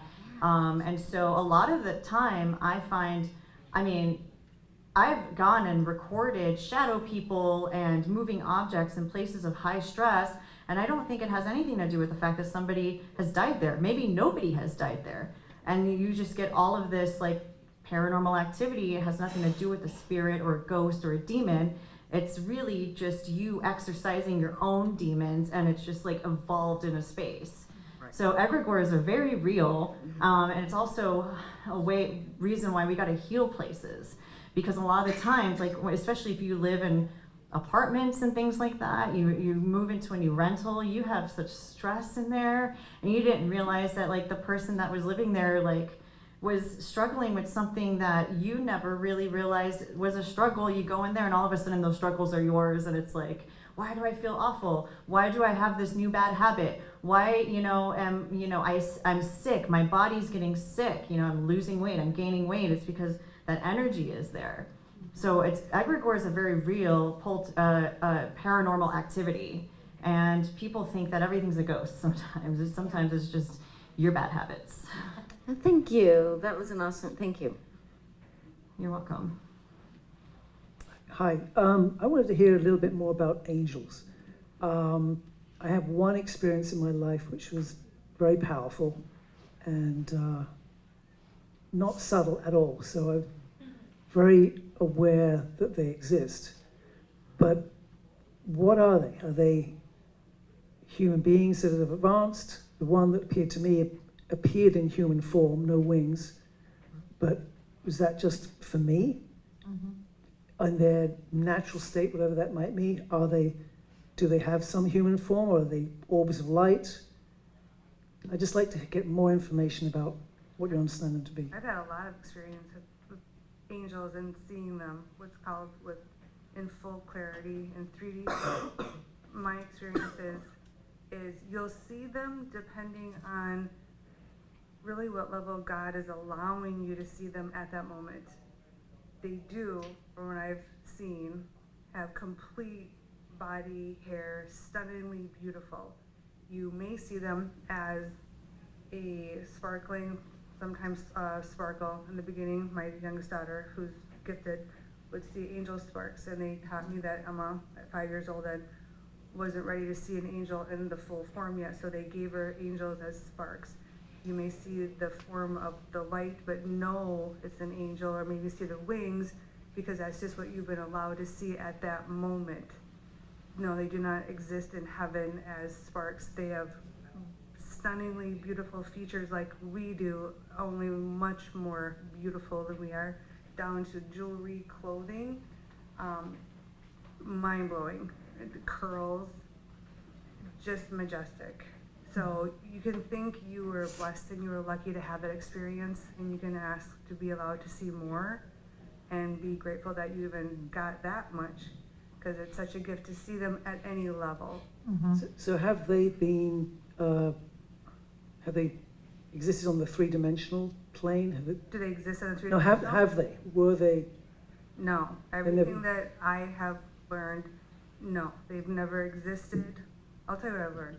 They've never existed on the three-dimensional, only in heaven. Mm-hmm. What I also learned years ago when I was enlightened about angels, we've all been gifted with a minimum of 2 guardian angels, one on our right, one on our left. They can be male or they can be female. We have additional angels that will come and assist us if we've earned more help. If we pray and ask for more help and more angels to come to us, we may earn it in God's eyes, and He may send us more support. Praying for it and asking for it humbly is how you're going to earn it. We all have 2. If you're someone that doesn't believe in God or believe in angels, the 2 that you were granted at birth may have to step away from you. Same thing with your spirit guides.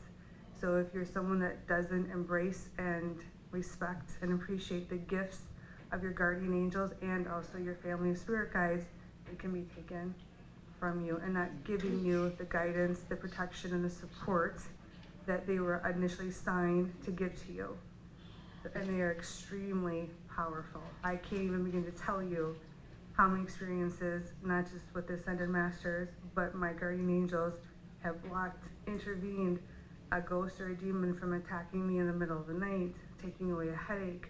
The list goes on and on. I'm just beginning to open up about the angels on my YouTube because I've had so many mind-blowing experiences with the angels, but the Ascended Masters have kind of taken front stage. But now they want me to open up about angels too, to help humans embrace their guardian angels that we all have. Talking to them and invoking them will inspire them and encourage them to want to come closer to you and help you with everything.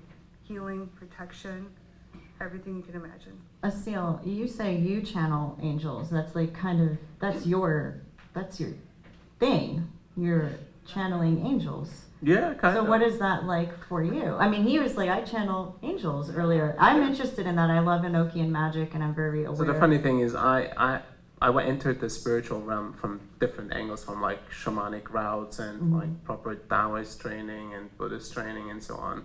So angels were a thing that humanity had invented to have comfort with life.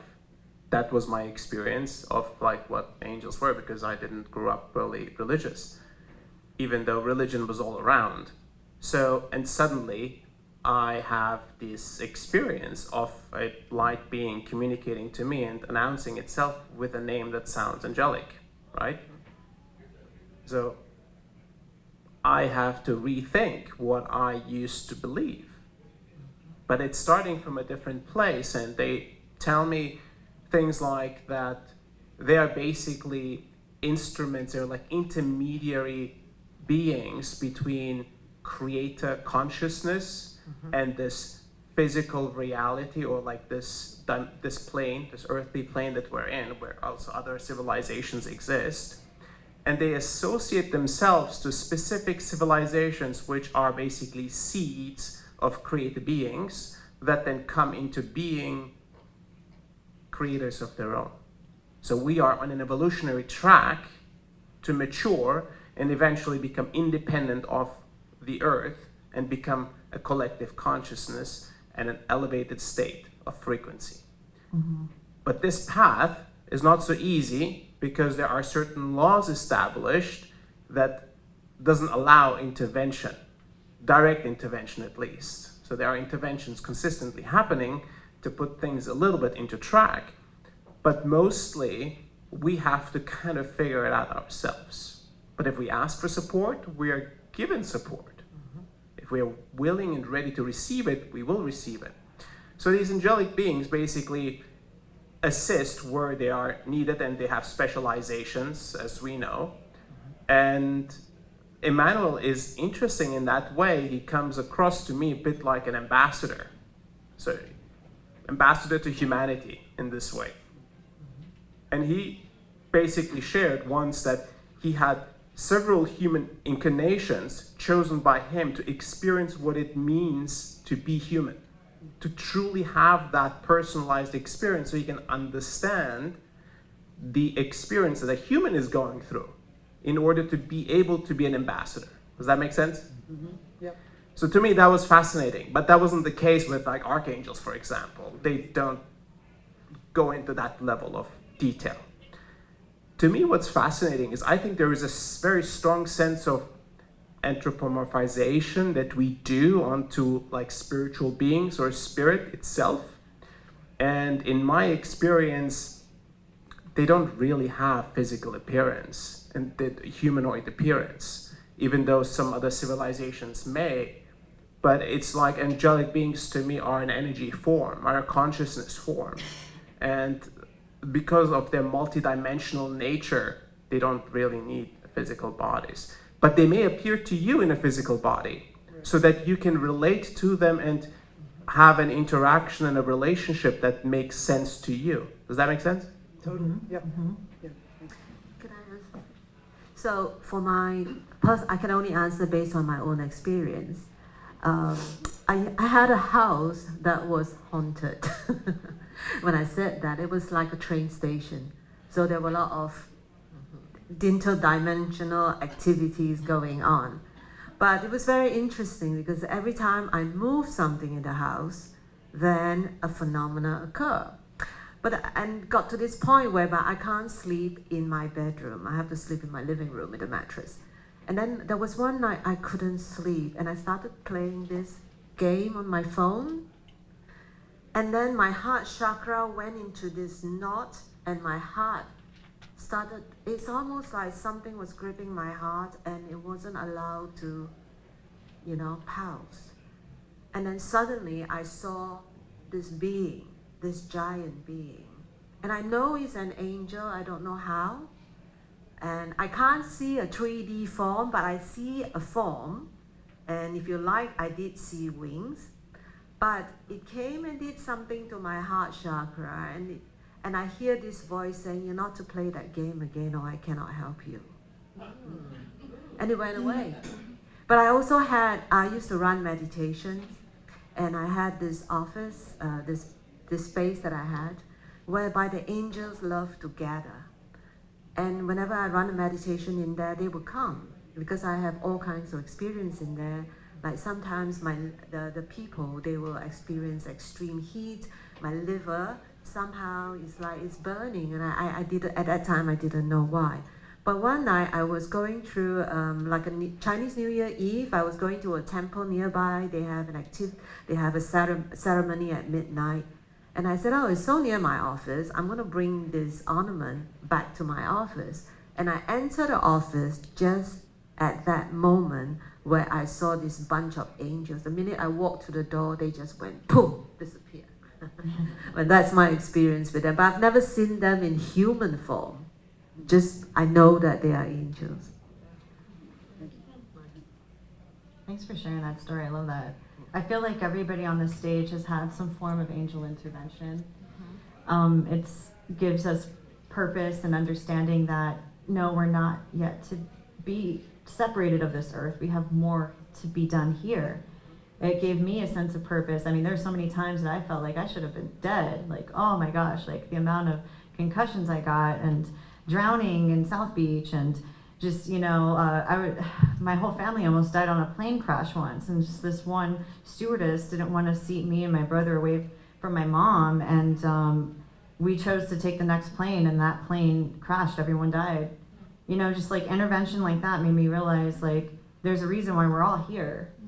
And there is some sort of otherworldly intervention. It means that there's a purpose for you.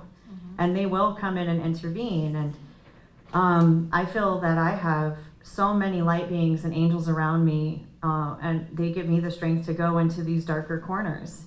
And I found my purpose in doing that. And when I come out of that dark energy, they're there for me. And so I am surrounded by light beings, and one of my biggest teachers, is Metatron, and I absolutely love Metatron and his energy, and he teaches us like that you can be a human. Like, I like how you said that an angel felt like an ambassador and came to Earth to understand. It's like, did the homework, what it is to be human, just to help in better ways, because it's like trying to understand like these minuscule little like lower vibrational beings. Like, how can we help you guys? Like, you're so beneath us. I don't even know what to do. My energy is way beyond your like capacity. You can't even fathom what I am, And so like they have to like kind of put themselves in our shoes. In the story of Metatron, I mean, he is not just an ascended master, but he has become an archangel, and he was once human, in this kind of form. And it's, I think the whole reason why I want to learn everything that I can learn about everything is like, how can I be an ascended master? And I think all of us are, I might not be in this lifetime, but maybe next time I'll come back, and I'll come back just a little bit higher vibrational and vibrationally. And then, I think everybody that's an energy worker has a much higher purpose than just being a channeler or a fortune teller or something like that. Like, you survived for a reason, sometimes your lessons are learned the hardest way, and I feel like sometimes there's a soul contract, right? It's like I chose to go the really most advanced, hardest route in this life, experience the most insane traumas just to evolve more spiritually. And sometimes it happens with your body when it fails you. And then the dynamic of you trying to fight for that is because you have daughters to be here for. So I feel like it's very, it's something so beyond our capacity, and like that sometimes we need that little hand from that angel, you know, to just be like, here, don't forget, and you know, you're on your way. They're like cheerleaders, really, you know, like, and so that's at least my experience with angels. I definitely believe them, even though I'm a witch and even though I'm a necromancer and like all of those things. Like, angel energies are very real to me and something that has intervened in my life a lot. So, you know. Did that gentleman back there have a question? Because he was standing and then he moved. Did you have a question back there? I think you have like a red shirt. You want to go? He told me to go. Oh, okay. The angel thing is just intriguing me. As a child, I walked with the angels. I knew it. They were always around me. And just to your point about needing a hand, I was walking down a steep slope in Sedona, and there was nothing to hold on to, and I was really in jeopardy. And I said, oh my God, I need a hand. And in a minute, someone said, oh, do you need a hand? They came from nowhere. And then they left. It was very amazing. But the reason I wanted to ask a question is I have had multiple experiences when I know when someone's going to cross over. I know their moment of death.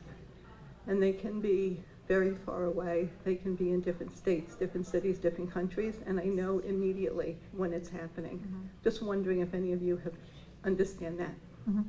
Yeah, welcome to the clubhouse. It's just God's way of preparing you, you know, so, and that's the way I look at it. I mean, that's what I learned at a very young age. You know, we've all got, you know, expiration dates, but it's just God's way of preparing you.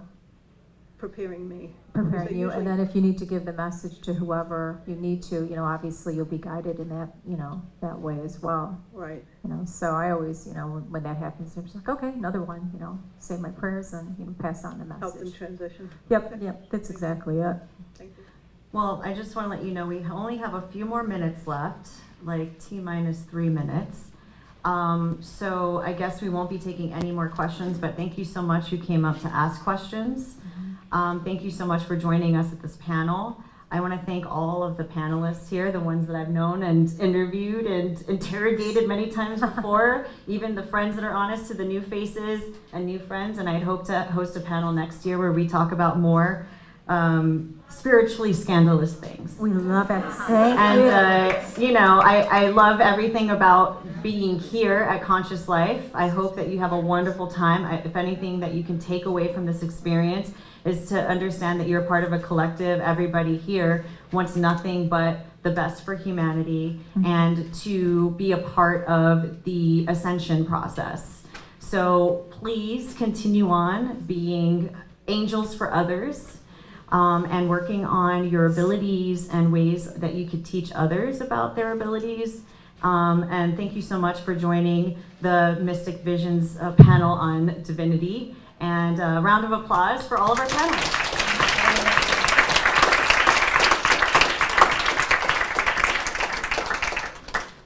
All right, thank you so much, guys. Thank you.